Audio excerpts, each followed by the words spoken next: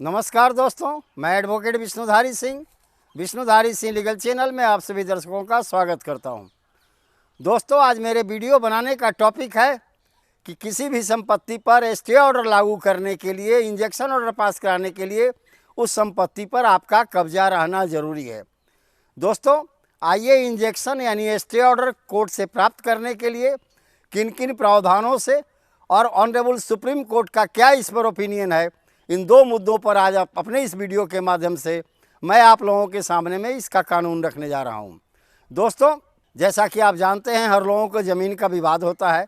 जब कोई भी ज़मीनी विवाद होती है तो टाइटल सूट फाइल होता है न्यायालय के अंदर में, चाहे वो डिक्लेरेटरी टाइटल सूट हो, कैंसिलेशन टाइटल सूट हो, पोजेसन के लिए टाइटल सूट हो, टेंडेंसी एक्ट के खिलाफ हो, यानी किसी भी तरह के टाइटल सूट में स्टे ऑर्डर या इंजेक्शन ऑर्डर पास करना होता है। दोस्तों, कारण है इसका दोस्तों, जब दो व्यक्तियों का विवाद किसी ज़मीन पर हो तो एक व्यक्ति चाहता है कि पहले से जो कब्जाधारी है उसके कब्जे को यहाँ से हटाकर अपना कब्जा हम स्थापित कर लें।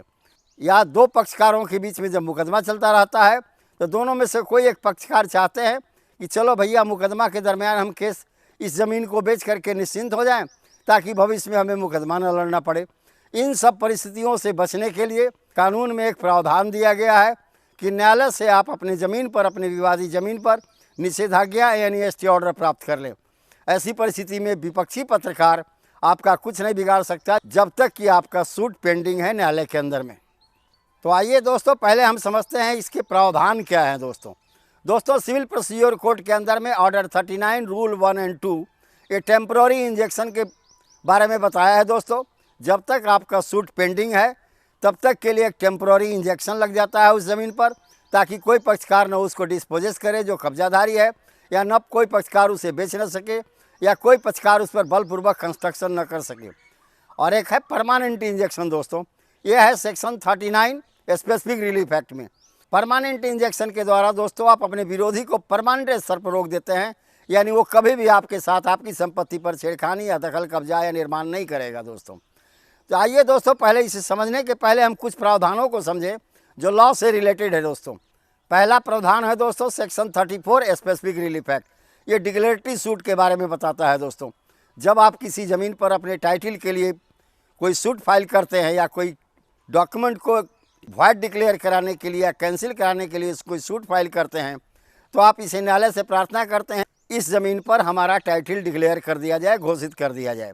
इसे हम डिक्लेरेटरी सूट कहते हैं। दोस्तों, दूसरा है दोस्तों सूट फॉर पोजेसन, यानी आप वैसा सूट फाइल किए हैं न्यायालय के अंदर में जिससे आप कब्जा की मांग किए हो। दोस्तों, सूट फॉर पोजेसन जो है दोस्तों, ये सेक्शन 6 स्पेसिफिक रिलीफ एक्ट और दोस्तों लिमिटेशन एक्ट का आर्टिकल 65 के अंतर्गत में न्यायालय में दायर किया जाता है। दोस्तों, अब अगला टर्म समझे दोस्तों, टेम्पररी एंड परमानेंट इंजेक्शन।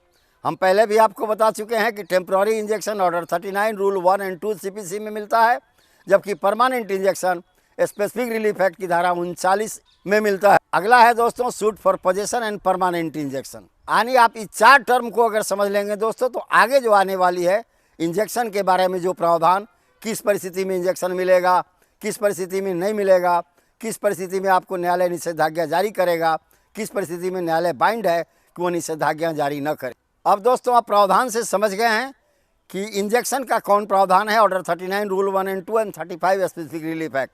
अब दोस्तों आइए इसको हम ऑनरेबल सुप्रीम कोर्ट से समझें कि किन किन परिस्थितियों में न्यायालय जो है आपके मुकदमे में, आपके पक्ष में निषेधाज्ञा जारी कर सकता है दोस्तों, या इंजेक्शन अलाउ कर सकता है। दोस्तों, यह मुकदमा ऑनरेबल सुप्रीम कोर्ट में फाइल हुआ। दोस्तों, इस मुकदमे का टाइटल है दोस्तों कैलुला प्रारंभ मोदी हादी बनाम नामुद्दिन विनोदन। इसका फैसला 7 सितंबर 2021 को हुआ है। दोस्तों, आप अगर चाहें तो इसे डाउनलोड भी कर सकते हैं नेट पर जाकर के। इसका सिविल अपील नंबर है दोस्तों 5575 5576 अब 2021। अपने इस लैंडमार्क जजमेंट में ऑनरेबल सुप्रीम कोर्ट ने अपना वर्डिक्ट दिया कि किन परिस्थिति में आप किसी भी संपत्ति पर, किसी भी विवादी संपत्ति पर जिसका सूट चल रहा हो, आप इंजेक्शन ऑर्डर पास कर सकते हैं। पहला है दोस्तों, अगर किसी का टाइटल क्लियर हो, यानी ज़मीन पर आपका मालिकाना हक क्लियर हो, तो इंजेक्शन ऑर्डर दोस्तों न्यायालय उसी के पक्ष में पारित करेगा जो पक्ष उस ज़मीन पर कब्जे में है, यानी कब्जाधारी के पक्ष में ही इंजेक्शन ऑर्डर पास किया जाता है, भले उस समय में उसका टाइटल हो या न हो। दूसरा है दोस्तों ऑनरेबल सुप्रीम कोर्ट का वर्डिक्ट कि अगर टाइटल क्लियर न हो तो जो व्यक्ति प्लेंटिफ होगा, वादी होगा, पहले उसे डिक्लेरेटरी सूट टाइप फाइल करना होगा। दोस्तों आप पहले सुन चुके हैं डिक्लेरेटरी सूट के बारे में, सेक्शन 34 स्पेसिफिक रिलीफ एक्ट में। इसमें आप अपने टाइटल के लिए घोषणात्मक बात न्यायालय में लाते हैं कि हमारा इस ज़मीन पर मालिकाना हक घोषित कर दिया जाए। यानी दोस्तों अगर उस पर टाइटल क्लियर नहीं हो, दोनों पक्षों में, वादी और प्रतिवादी में अगर टाइटल क्लियर ना हो, वैसी परिस्थिति में वादी को पहले डिक्लेरेटरी सूट लाना होगा और उसके बाद इंजेक्शन पिटीशन देनी होगी। दोस्तों अब आइए दोस्तों, अब दूसरे ऑनरेबल सुप्रीम कोर्ट के जजमेंट पर हम कुछ विचार करते हैं। दोस्तों चूँकि इन दो जजमेंट को मिला करके जितने भी तरह के प्रावधान बनाए गए हैं दोस्तों सीपीसी के अंदर में, कि इन मुद्दों पर आपको इंजेक्शन ऑर्डर न्यायालय से मिल जाएगा, निषेधाज्ञा न्यायालय से मिल जाएगी, इसके बारे में इन्हीं दो मुकदमा में मूल रूप से बताया गया। दोस्तों इस मुकदमे का टाइटल है दोस्तों अंतुला सुधाकर वर्सेज पी रुचि रेड्डी। ये 2008 का मुकदमा है। दोस्तों यह है सुप्रीम कोर्ट केसेज के पेज नंबर 594 में।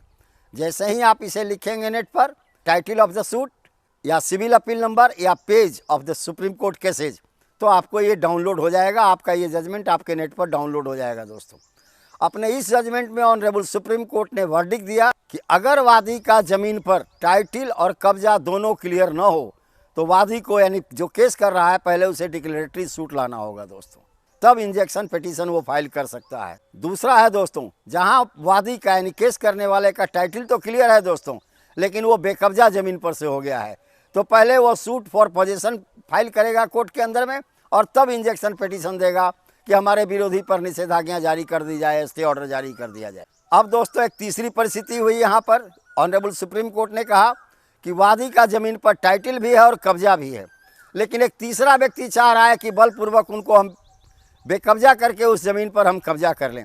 ऐसी परिस्थिति में दोस्तों जिसका टाइटल है, जिसका कब्जा है ज़मीन पर, वो न्यायालय में सिर्फ इंजेक्शन पिटीशन डालेगा। यह इंजेक्शन पिटीशन दोस्तों स्पेसिफिक रिलीफ एक्ट की धारा 39 के अंदर में होगी। यह परमानेंट इंजेक्शन है, यह अस्थायी इंजेक्शन होगा। दोस्तों यह अस्थायी निषेधाज्ञा जारी कर दी जाएगी प्रतिवादी पर। दोस्तों अगर किसी भी सूट में वादी यानी केस करने वाला टाइटल का मांग नहीं किया है, सिर्फ पोजेसन यानी कब्जा का मांग किया है, ऐसी परिस्थिति में वादी सिर्फ possession suit, possession recovery suit और उसके साथ एक इंजेक्शन पिटीशन डालेगा कि प्रतिवादी के विरुद्ध में इंजेक्शन अलाउ कर दिया जाए। अगला परिस्थिति इसमें वर्णन किया गया है दोस्तों कि वादी ने तो इंजेक्शन सूट के लिए पिटीशन डाला, लेकिन प्रतिवादी ने कहा कि सूट इस जमीन पर वादी का कोई टाइटल नहीं है। ऐसी परिस्थिति में वादी को पहले डिक्लेरेटरी सूट न्यायालय में फाइल करना होगा, जिसके अंदर वो अपने टाइटल की घोषणा की मांग करेगा, और तब इंजेक्शन पिटीशन फाइल करना होगा कि प्रतिवादी को उस ज़मीन पर जाने से रोक दिया। और छठा पॉइंट है दोस्तों कि ज़मीन के रियल ऑनर यानी मूल मालिक के विरुद्ध में कभी भी इंजेक्शन ऑर्डर पास नहीं किया जाएगा। यानी आप दोस्तों अपने इस दो ऑनरेबल सुप्रीम कोर्ट के जजमेंट और उपरोक्त दिए गए प्रावधान के अनुसार आप ये अब समझ गए होंगे कि न्यायालय किन परिस्थिति में इंजेक्शन ऑर्डर या निषेधाज्ञा जारी कर सकता है और किन परिस्थिति में नहीं कर सकता है। दोस्तों तो धन्यवाद दोस्तों, यहीं पर मेरा वीडियो समाप्त हुआ, संपन्न हुआ। अब अगले वीडियो में अगर मेरा यह वीडियो आपको पसंद आया तो आप इसे लाइक करें, सब्सक्राइब करें